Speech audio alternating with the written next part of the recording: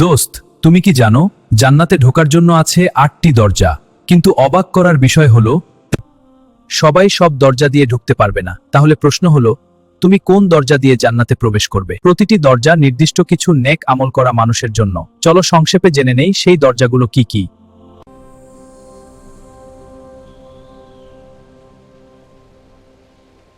100 সলা, এই দরজা দিয়ে প্রবেশ করবে তারা যারা নিয়মিত নামাজ আদায় করত।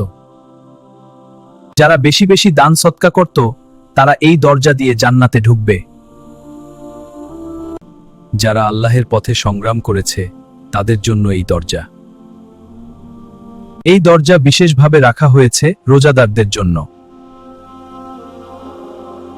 যারা হজ পালন করেছে তাদের জন্য এই দরজা। যারা রাগ দমন করে মানুষকে ক্ষমা করে দেয় তাদের জন্য এই দরজা।